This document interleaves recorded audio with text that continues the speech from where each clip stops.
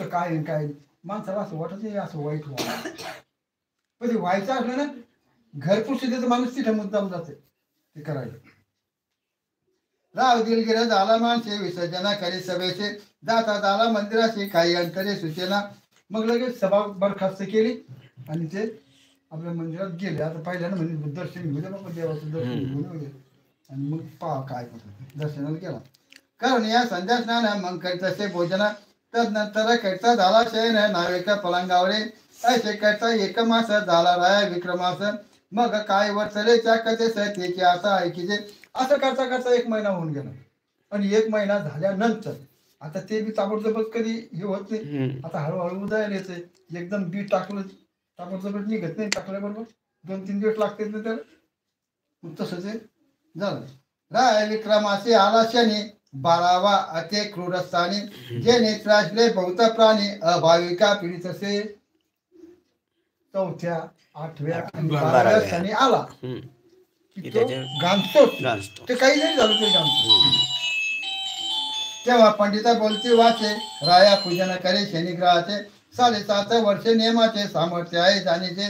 मग पंडित म्हणायला लागले की बा तुम्ही काही असो पण त्याचं त्या शनिदेवाचं तुम्ही पूजन करा कारण हे 7.5 वर्षाचा कार्यक्रम आहे. हा काही महिना 2 महिन्याचा नाही. तुम्ही विनोदे हसला शनेचे तरी तो कष्टविला तुम्हाशी जो का गांधी तो त्रैलोक्याची तोचे आमा माग्रह जाणीचे.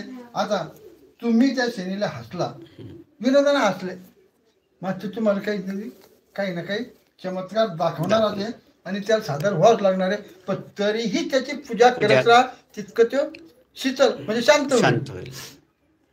चित्त करून या एकाग्र आहे कवा पूजेचा प्रकार जेणेकरून शनेश्वर कृपा केलेला तुम्हावरे.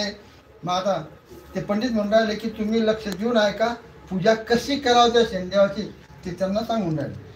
प्रथम करून औषधी स्नान मग करावे प्रतिमेचे पूजन आस्वादा नाल घेऊन त्याची प्रतिमा करावी.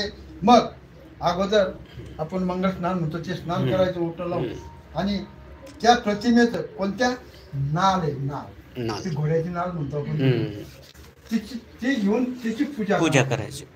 आपलं नाही तिथे जाणं होत. आपण प्रत्येक जण नाही जाऊ शकत. आपण तिची पूजा करू शकतो आणि ते दरवाजात ठोकायचे. शास्त्रवेदे पूजा निर्धार मग तैलाभिषेक कर मृतिकेच्या कुंभावर त्याची स्थापना करावे.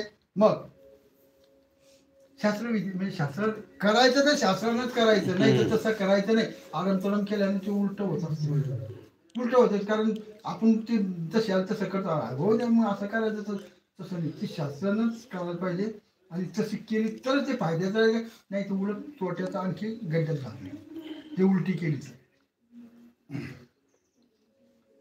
स्थापना झाली या दान फुगे फला ब्राह्मणाची देवना ते विश्वास जप संपूर्ण याचा सांगा करावा.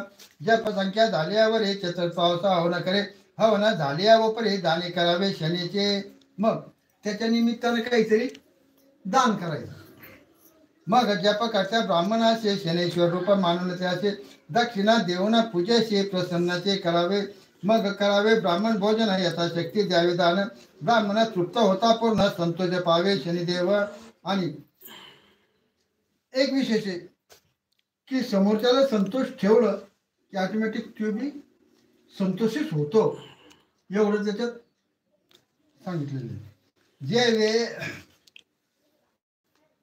रक्षे बालकाची माता तैसे रक्षे निज बघता पंडित म्हणते राया समासा गोष्टी एवढे ऐकावी. अहो जसं माय आपली बालकाची जशी आश्रय रीती त्याला गोंदाची गांधाची समजा त्याचा जसा प्रतिपाल करते तसा देव सुद्धा तुमचे प्रतिपाल करतो असं सांगून लागले.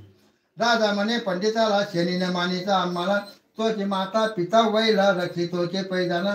मग राजा म्हणायला लागला की पंडिताला की मी अशी करतो तशी करतो पूजा पण ते उलटच होऊन राहिलं. ते म्हणजे तरी करत राहा त्याला काय करायचे करत आपल्याला काय करायचे आपण करायचे आणि आपण म्हणायचं तो करून ना मग कशाला करायचे हे नका तू करत राहा. त्याने परिणाम होतोच आणि आज नाही उद्या त्याचा परिणाम होणच पाहिजे. मग बोले विक्रम पंडिताचे तुम्ही जावे आपल्या गृहाचे जे होणार असेल ते निश्चय काय करायचे ते करतो कोण राजा